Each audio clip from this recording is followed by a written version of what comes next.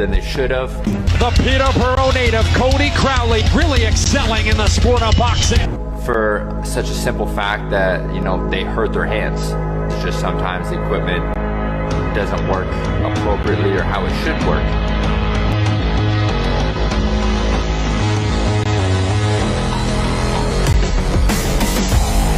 The gloves are one of the most important tools to boxing. It protects your hands and pretty much your career. I mean, if you can't punch, then you can't fight. So, the importance of having a great glove and a great quality glove is everything when it comes to boxing. When I first came across USG, I thought it was just going to be another glove. The moment I put my hand in it, it felt like I've been using that glove for a while. When I would go and punch hard on the bag or on the pads, it suctioned right to my fist and it secured all the way up my wrist. And I just haven't felt a feeling like that in a glove ever. When you get a USG glove and it's fresh and it's new, it's comfortable. USG provides one of the best gloves that we've seen today. It's not only it does it protect the hands, but it's also very comfortable to wear. USG gloves is like they're already broken in, but they're new. I'm pretty happy with the USG, and that's my glove of choice right now.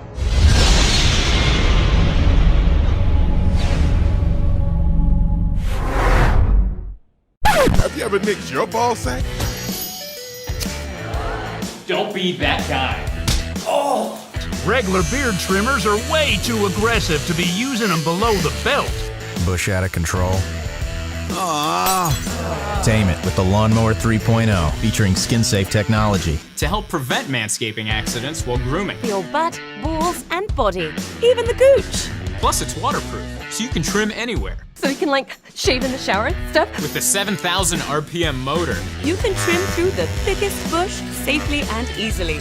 When you're done, just place it in the rapid charging dock. Like an angel, we will send you replacement snap-in blades every 3 months. Only thing you need to remember is Manscaped. Your balls will thank you. Head over to manscaped.com and get yourself the Lawnmower 3.0. And for a limited time, get a free pair of boxer briefs, a free travel bag, and free shipping. Be the hero of your own movie. If your life was a movie, and it started now, forget about whatever financial disasters you've had, personal failures, relationship failures. What would the hero of your life's movie do right now? Do that. Do those things. We define ourselves far too often by our past failures. We look at our past and we say, well, that's me. That's not you. You are this person right now. You're the person who's learned from those failures, and you can choose to be the hero of your own movie right now. Write down your goals. Write down things you want to improve. Write down things you won't tolerate from yourself. Write down things that you've done in the past that you never want to see yourself do again. And go forth from here as the hero of your own movie. Build momentum. Build confidence and momentum with each good decision that you make from here on out. You can do it. Anyone can do it. We live in unique times. We live in one of the rarest times in human history where you can choose almost all the input that comes your way. Whether it's the movies that you watch, the books you read, the podcasts you listen to, you can choose to be inspired. Do that. Do that and be the hero of your own movie.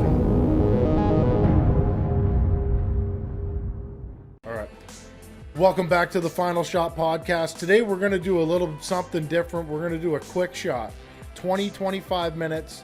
If you guys are on YouTube, you can see my guest today. If you're not, ladies and gentlemen, Emanuelle Estephan. Hi, good to be back. Thanks for having me. It's been a little while since we've talked, and there's been a whole lot of stuff that's gone on in the world since then that's affected everybody at home, sports in general, but specifically for you, boxing. Absolutely. It's been a bit of a whirlwind ever since March when our two events got canceled 24 hours before one of our shows. But finally, here we are. We're 2 days from our event. Extremely excited and finally happy to be back. So you've got an event going on this weekend, Saturday, October 10th. Main event is obviously David Lemieux versus Francie, and I can't say his last name for the life of me. In tattoo. And your co-main events: Arslanbek Makhmudov versus Dylan Carmen, and you have Lexin Matur versus Tim Cronin. Yes, nice local matchups. Considering the circumstances, we stayed within Canada. We chose quality over quantity in terms of fights because the whole protocol involved lots of quarantine time, and it's something very difficult, for people to go through. All of the coaches, all of the boxers are quarantined a total of 24 days so that they Jeez. can fight. Wow, that's Yeah. insane. 14 days prior to the event and 10 days afterwards. So it's basically a month to get this one fight. Well, But it's here, it's happening. We can't wait.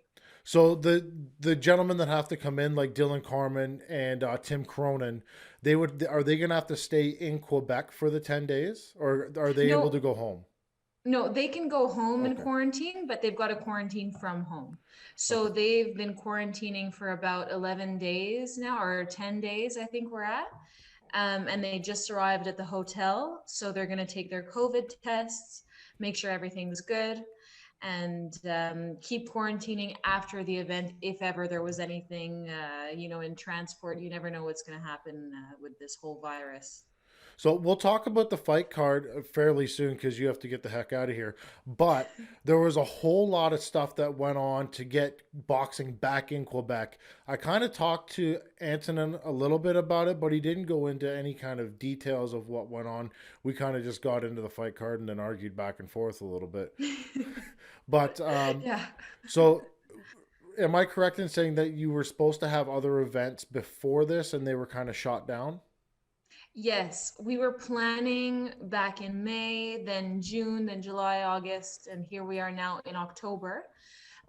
So it was a really, really long process to get a protocol approved by the public health here in Quebec. We were kind of put on the back burner because boxing is obviously not the main sport in Quebec, let alone Canada. So it was really something that we had to fight for to be heard. And my father, Camille, actually had a meeting with the public health officials to get all of this regulated, but this was probably about 2 months ago now. So it's really been a long process of getting this finally established. And so the boxers that we wanted to have on the card have kind of been told, just stay ready, stay ready. So all of these three boxers that are on the, six that are on the card have had like a 6 month training camp waiting. Wow. Because I know that before the Dylan Carmen Arslanbek Makhmudov fight was announced, it was originally supposed to be Frankie Rill. Yes. However, we did want to have Dylan Carmen as well as a main event with Arslanbek. Okay. Seeing the opposition that he gave Simon Keane, we thought that it was fair to see who's the best in Canada. There's also Adam Braidwood on the top of that list, but we'll get to that eventually. Okay, back to the fun stuff with your dad fighting to get boxing to come back. As we've seen laid out with the UFC and Dana White, they've kind of laid out a game plan for what combat sports can do to come back, and they've been back for a really long time. So what was the holdup with Quebec? Was it just the state that the province was in? I think the fact that Quebec was hit probably the worst with Ontario had a lot to do, like within the whole of Canada in comparison to everyone. We really did not fare well with controlling the virus, infection rates, death counts. So that definitely had a part to play. And I think the fact that it's a contact sport, that they were kind of iffy with that decision. But then again, it's only two people. It's probably the easiest sport to regulate, if any. It's not a team. Mm-hmm. And we just had to get that message across, that we were ready to like show up in hazmat suits and have them fight because it was just way too long. And as you know, inactivity for a boxer is like absolutely killer. Well, boxing's been around for so long, But I think the understanding, the government actually understanding what goes on into putting a boxing event on, as opposed to a hockey game or a football game, I just don't think they know. Exactly. And there's quite a bit of prejudice against boxing in general. I think, over the years, it's become more established in terms of a regulated sport. But back in the day when it was kind of controlled by the mafia and, it had that kind of bad rap associated with it. And I don't think that the public health officials realized at what point the sport had progressed since then. Well, to that point too, I think you got to be a little bit of a gangster to own a boxing promotion anyway. I think so too, but a good kind of gangster. Yeah, not the Al Capone type, but the type that can go out there and do exactly what Camille did, but is fight for his sport with the government, get it back somewhat to where your guys can make a living and compete. Unfortunate that fans can't be there, but everybody can watch it on punchinggrace.com. Exactly. Only $11 Canadian a month. Yeah, It's that's nothing. that's your baby too, right? Punching Grace. Yes. So Yeah, it is. guys, you're billed quarterly. It's $33 for 3 months, and you get all the hands down the best streaming service for boxing on the planet. I don't fuck off the zone. You guys suck. But Punching Grace, there's no lag, there's no downtime. You guys do a great job. Thank you so much. No, honestly, we so appreciate the support. And if you It's go going to on, be awesome. Honestly, I'm so excited. You have no idea. and if you subscribe to punchinggrace.com, you can hear my dumbass commentate a fight card. That's true, and probably more because we were actually thinking of coming to Alberta for a while when Quebec wasn't working. So hopefully we'll get back there eventually and have you back on. That'd be awesome. I'm not It would be opposed great. as to flying out to Quebec either. Perfect. I'd do it as long as Manny Montreal's involved. Absolutely. He's always around. All right, let's get into the fight card. First fight of the night is going. What is it? Lexin Mathieu against Tim Cronin.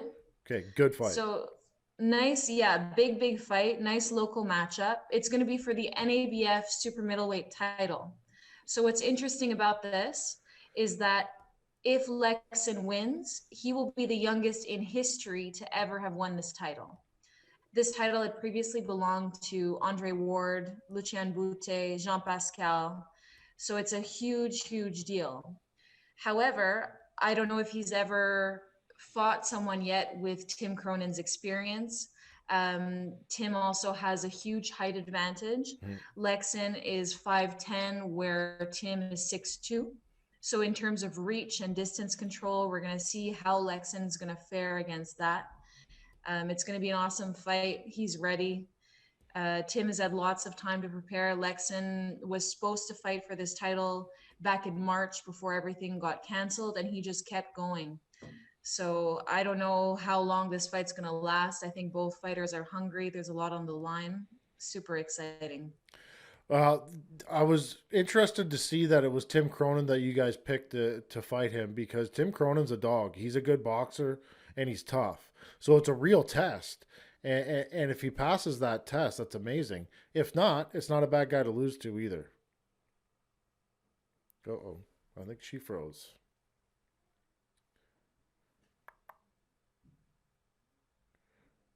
Yep. Oh, you're back. Sorry. You You froze. cut off. You cut out a little bit. Sorry, I missed that last bit. Yeah, your video feed froze a little bit. That's Oopsies. okay. Sorry about that.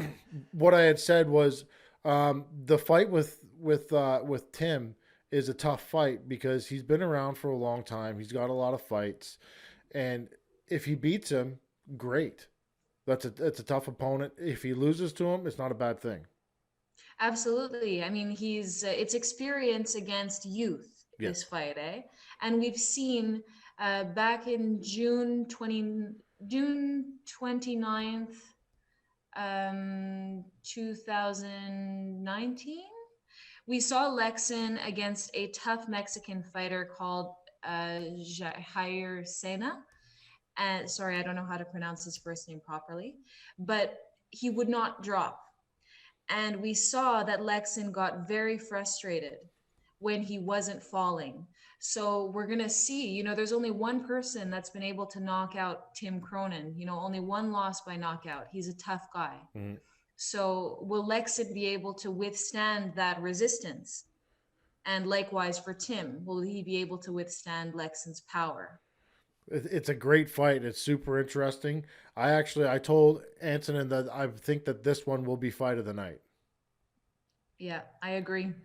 So they're gonna scrap it out. The next fight on the card, I have a little bit of invested interest in. The Big Country Dylan Carmen versus Arslanbek Makhmudov. Yes. Terrifying fight. Absolutely. And heavyweights, you never know. You really never know. And this is kind of another fight that I don't want to say Arslanbek's inexperienced because he's got a ton of fights. But in professional boxing fights, Dylan has the advantage. Absolutely. And, I don't know.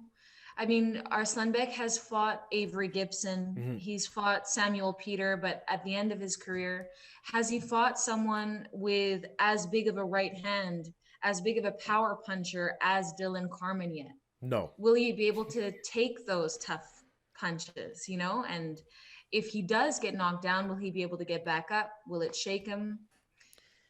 It's going to be tough. But we've got to see what condition Dylan is in when he presents himself.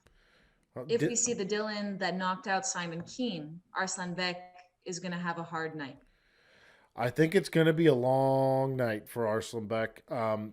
That's not taking anything away from him. I think he's fantastic, and I think he's terrifying. And I think that's kind of the allure to him when he enters the ring.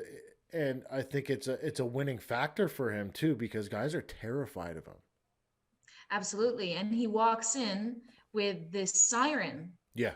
It's actually the bomb alerts from where he's from, or in Russia, that they play. When a bomb is coming in, they play the siren. And that's absolutely what he wanted, because he sees himself as the bomb that's landing. The original fight that was announced was Frankie Rowe. And I was like, okay, that's a good fight. But Arslanbek's he'll probably get him out of there in the 4th round. And then we need to see Arslanbek put in some rounds, get some experience, take a couple shots, and see how he reacts. And then you guys announced Dylan Carmen, and I said, oh shit, this is a real fight. Because if there's one guy in Canada and you want to build your guy, you don't give him to Dylan Carmen. Because the last fight was Simon Keane. Dylan's hit and miss sometimes. He's kind of like Vitor Belfort. He can either come in and he can beat anybody in the world, or he can't. It all depends. That's it. From what I've seen, Dylan looks very ready. Yeah. So if he presents himself like he did against Simon the first time, it's going to be a great heavyweight fight. This is the only fight that you and I aren't going to agree on the winner. Yeah, that's true. So previously, I'm so excited. Previously, in the past, we've wagered like friendly bets. Yes, that's true. So would you like to do that with this one? Absolutely. Okay. But we got to call the round because it's too crazy with these two. Okay, fair. What do you want to bet? Do you drink coffee?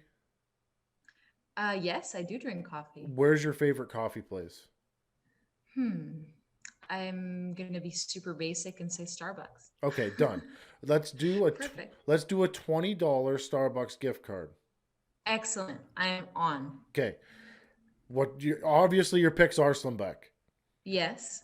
What round? And I say Arslanbek's going to take out Dylan in the second. Wow.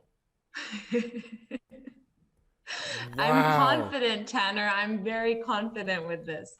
Okay, I've got Dylan Carmen in round 6. Fair. Because bet's on. I fully believe that Arslanbek needs to go past the 3rd round. And for his later on in his career, I think he needs to go past the 3rd round.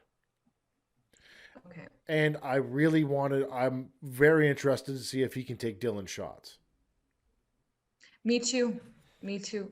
Yeah, but like I said, heavyweights, you never know. It goes both ways though, because I'm Yeah. also interested to see if because I know Dylan's got a chin.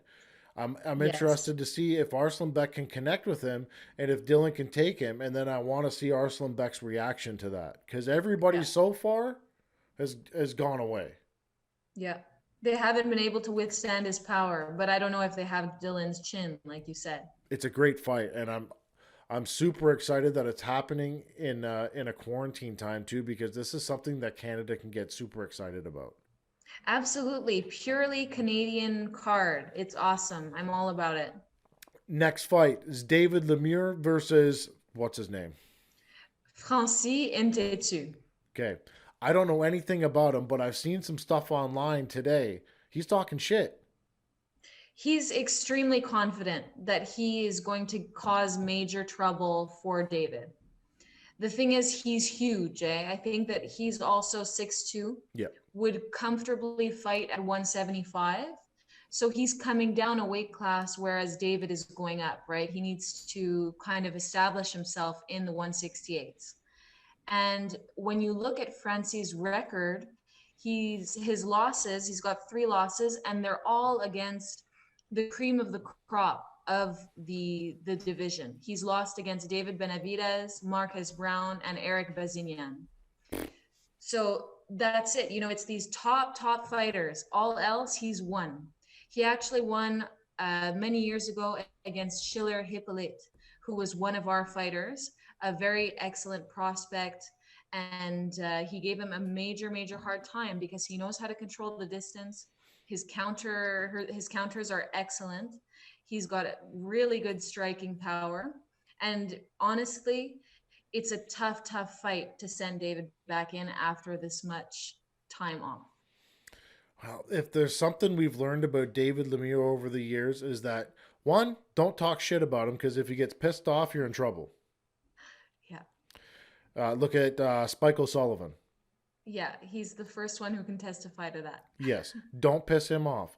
I don't know if David pays too much attention to social media so much, or if he's hearing what the guy's saying, but if he is, you're in for a rough night. I think he's aware. I mean, David's been in quarantine for 11 days, so he's had probably some time on his hand to scroll social media. Yeah. So I wouldn't be surprised if he's seen the comments, seen the threats. Hey, I'm not talking shit about David Lemieux because I don't want to get hit. That's a good idea. It's a smart plan. Smart plan. But, hey, I don't know anything about him, but it's probably going to be a really good fight if he's what you say he is. I've never seen him fight. It's going to be excellent. It's not going to be easy. A lot of people think that because of David's punching power that it's going to be very easy, but you have to keep in mind, there's boxing IQ involved, and Francis is really he's shown a lot of will in the last year. He's switched trainers. He's now training with Shaquille Finn's trainer, Ian McKillop. Okay. And apparently he's in the best shape of his career. He's ready. He's hungry. And he's ready to prove himself in this division. Well, I guess we're going to see what happens Saturday night. Absolutely. Then again, David, hungry as ever. Wow. And dangerous. And plus, with 168, it's much easier for him to make weight. Yeah. There's not as much bounce back, bounce in between. He's been able to stay at this weight steadily because we've told him, be ready. So finally, the time is here. They're chomping at the bit. Well, let's hope that David doesn't have the at-home. He's sometimes at home he just doesn't show up. He gets the job done, but it's a little flat. We found out with Billy Joe Saunders, it was just a bad matchup. For sure. It was an extremely difficult fight. Style-wise, it was very, very hard for David to just get in because Saunders is such a good mover. But, you never know. Now, especially like you said, it's going to be very different. There's going to be no fans in the stands. There's not going to be that same kind of energy within the arena. So we're going to see how he fares. But honestly, I have a lot of confidence in David. I think that he's really, really focused and he wants it more than ever. See, the no fans in the arena could be bad and it could be a good thing. It all depends on what kind of person you are. For Arslan Beck and Dylan, I don't think it's going to matter. Yeah. For Lexon, I don't know. He's young. Yeah. So He's very young. He's very young. Hasn't had a lot of rounds. Even when there has been fans, his fights have not gone too far. Only one has gone the distance. So it's going to be a big test. And for David too, who kind of feeds off of that energy, with his big walkout. We're going to see he's been used to MSG and Bell Center. So that kind of lack of energy, we'll see if the hunger from the quarantine has paid off into the ring, that they don't get too distracted by the difference. The biggest thing, if I was the promoter, I would be worried about is the boxing matches turning into a sparring match. Yeah. So that they also have their corners there too that can scream at them. It'll be fun to hear them, because yes, I won't be able to understand the French ones. Well, I'll be able to pick up some things, but it'll be interesting to see what they're telling their fighters, because a lot of the times you can't hear them.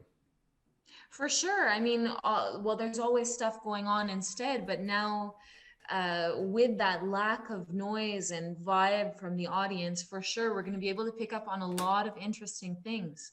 So then again, when you look at how the boxers can feed off of it, how are they going to feel hearing the other guy's coach so clearly too? Normally I think that they kind of tune into their own coach's voice, but to have no noise and just both sides yelling out at each other is going to be really, really interesting. You're running out of time. I've got 5 minutes. 5 minutes? Okay. Yeah. Let's, every time you come on, I always get personal messages sent to me, DMs, and they always ask me, oh, who was that? Is she single? That's very, very sweet. I'm very flattered. So that's a no now, right? It's a no, not single anymore. Taken. I get one fucking DM from any of you people listening to me, I'm blocking you. Single and very no, not single. Not single and very happy. Yeah, I don't know this gentleman. That's good. He's a nice guy. I don't have to come beat him up, Super nice. Super nice. I don't need to pay a visit? No. Okay. And my dad's here too. Yeah. So just in case. Good. Well, good for you. I'm happy for you. That's great. Thank you. Thank you so much. If there's something that everybody needs, probably in a time like this, as a significant other, where they can rely on, just to help her mentally. Absolutely. What a crazy time. I mean, to be honest with you, I've kind of loved quarantine. So, unpopular opinion. To start off, I'm not a very extroverted person in terms of like going out and stuff, but I found that quarantine with like no other option, I've just been able to work inwards and get fit, get healthy, mentally, physically. I loved it. See, I kind of gone the opposite way, where I have a baby at home though, so time to do physical activities is very hard. That's very understandable. I mean, how's your sleep? Not great. Yeah, I get about 4 hours a night, then I have to go to work and come home and change dirty diapers, get screamed at. Yeah, I mean, that's very fair to not be having the best time. I don't want to say it's not the best time. For sure. But in terms of like physical activity and getting all of that stuff. Yeah, it's tough. It's rough. And I'm lucky that I'm married and I have somebody that can help. Right? You can share all these tasks. Yeah, it's there's a lot of like stuff that goes undone, like dishes and crap like that. But quarantine was definitely an interesting time. I don't like it. And I hope the country just continues not to have to do it. But you guys in Quebec right now, I know that Quebec is a red zone. Yep. Now we're in another lockdown for 28 days because the cases were shooting up. Hopefully they get a good hold of the situation. I mean, let's get things straight. I love quarantine for what I did during it, but the whole situation is horrible. I don't wish that we stay in this for much, much longer, because obviously it's a huge impact on the economy, on people's mental health. It's terrible. But yeah, currently we're in another red zone, and we're just trying to live through it until October 28th. I don't know what's going on over there in Quebec, why I keep shooting up. Our schools just opened back up. That's what I think was the variable for all of the cases going back. There was, they don't want to shut down the schools. So we'll see how that pans out. Now the gyms just got closed. So that's unfortunate. You can't blame it on Putin, I guess. No, unfortunately not. All right, you're out of time. Let's wrap this thing up. So it's October 10th, this Saturday, punchinggrace.com. Don't miss it. I know it seems like a small fight card with 3 fights, but every one of them is fantastic. You do not want to miss it. It's $11 a month, $33 quarterly. If you guys notice, if you're on YouTube, I'm wearing all this Eye of the Tiger stuff. Where can they buy this stuff? Through me. They have to send me an email. Okay, like, do you have is it Punch and Grace or Eye of the Tiger? No, I'll text it to you. It's Emanuelle@eottm.com. Do that, and I'll post it. You guys can buy all this stuff that I'm wearing. And it's great quality. I'm not going to lie. I love it. I got looked at real weird in Walmart when I was wearing this bandana, but that's okay. Of course. You stand out. Exactly. Let's wrap this thing up. We're done. I think, fuck it. That's the final shot.